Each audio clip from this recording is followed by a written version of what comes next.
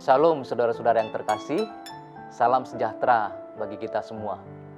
Beberapa saat yang lalu, saat penyerahan peduli sembako bantuan mitra LAI kepada lingkungan di sekitar percetakan LAI di Nanggewer, Kabupaten Bogor, ada peristiwa yang mengharukan hati saya. Pada saat itu, saya menyerahkan secara simbolik paket sembako kepada Ketua RT. Bapak Ketua RT ini nampak seperti terharu menerima paket sembako itu. Saya mengatakan semoga paket ini dapat meringankan beban warga Bapak. Dan terlebih dari itu, semoga juga dengan paket ini persaudaraan kita bisa lebih erat dan dekat. Saat Bapak Ketua RT ini diberi kesempatan untuk menyampaikan kesan dan pesannya, dia tidak bisa mengucapkan kata-kata. Tampak matanya berkaca-kaca dan mulutnya tertutup rapat. Suasana menjadi hening. Dan sesaat kemudian, Ketua RT ini barulah bisa mengatakan sepatah kata. Dia katakan, terima kasih. Lalu dia terdiam, lalu dia bisa menyambung lagi. Terima kasih atas bantuan ini. Karena ini sangat bermakna untuk warga saya. Semoga bencana ini cepat berlalu dan kita bisa tetap sehat.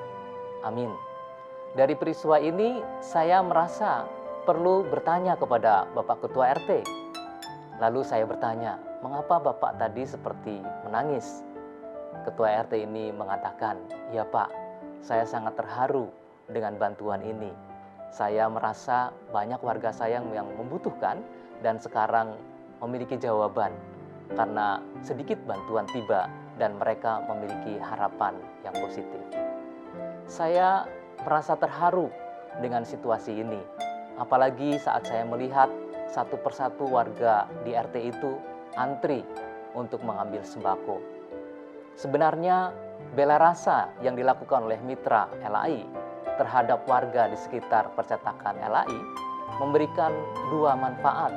Manfaat pertama bagi orang yang dibantu, manfaat kedua bagi saya yang sangat bersyukur diberi kepercayaan untuk menyampaikan secara simbolik bantuan ini.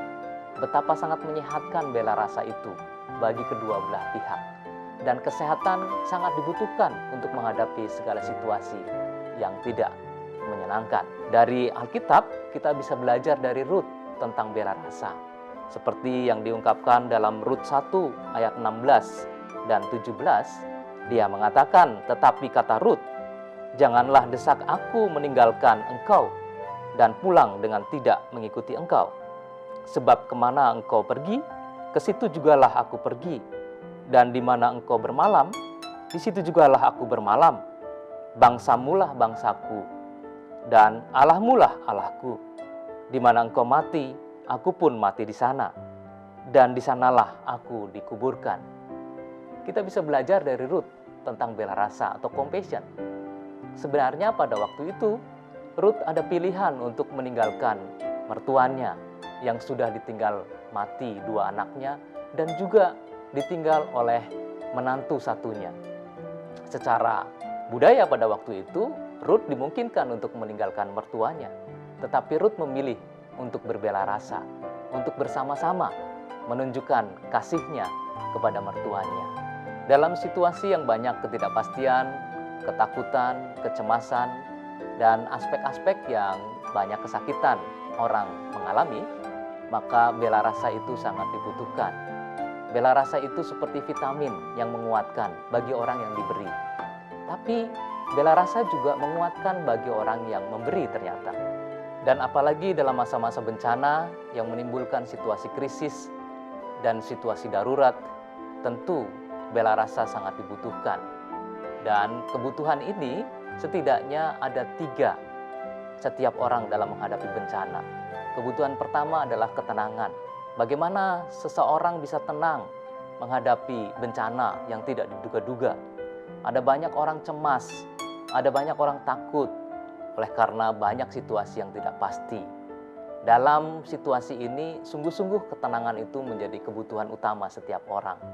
Apalagi banyak berita-berita, banyak kata-kata, banyak kebisingan yang menambah ketidaktenangan dalam situasi menghadapi bencana. Kebutuhan yang kedua adalah kekuatan mental dan fisik untuk mencegah kita terkena penyakit.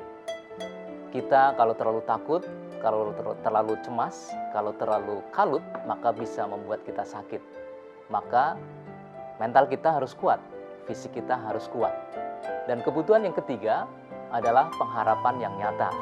Bagi setiap orang yang menghadapi bencana, membutuhkan kepastian kapan bencana ini akan selesai, kapan bencana ini akan berlalu. Meskipun hanya sedikit sinar di ujung lorong yang gelap, kita sungguh membutuhkan hal itu. Nah, dalam memenuhi ketiga kebutuhan ini, biasanya orang yang terdampak bencana tidak mampu menghadapi sendirian. Disitulah dibutuhkan bela rasa bagi pihak-pihak yang mampu, bagi pihak-pihak yang terpanggil dan yang terdorong untuk memberikan bantuan, memberikan sesuatu bagi orang-orang yang terdampak bencana. Bela rasa yang paling konkret dalam situasi krisis dan darurat setidaknya ada 3 macam. Yang pertama, bela rasa mendoakan. Setiap orang butuh didoakan agar bisa tenang, agar bisa terhindar dari ketakutan, agar bisa diturunkan kadar kecemasannya, kekalutannya.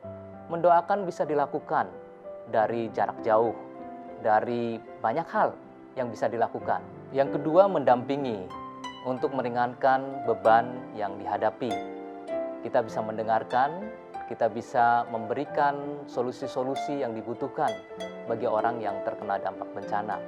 Mendampingi tidak harus datang langsung, tidak harus berjumpa secara fisik. Kita mengirimkan video-video kita mengirimkan gambar-gambar yang dimana kita ada, dan itu membuat menjadi tenang dan membuat menjadi ringan beban seorang sahabat yang sedang menghadapi beban berat dalam bencana. Yang ketiga, memberikan bantuan fisik yang dibutuhkan baik langsung maupun tidak langsung oleh sahabat-sahabat kita, oleh saudara-saudara kita yang terdampak bencana. Misalnya kebutuhan tentang alat pelindung diri, juga kebutuhan tentang makanan, kebutuhan tentang yang lainnya sesuai dengan apa yang diharapkan. Kita bisa memenuhinya dengan menggerakkan semua potensi yang ada. Ketiga ketiga macam bela rasa ini tidak harus kita lakukan sendiri. Kita bisa bersama-sama menggerakkan orang untuk berdoa, untuk melakukan pendampingan, dan juga untuk memenuhi kebutuhan-kebutuhan fisik. Dari 3 kebutuhan ini, kita berharap akan memberikan bela rasa yang sebagai vitamin bagi mereka, tapi sekaligus juga bisa menjadi vitamin bagi kita.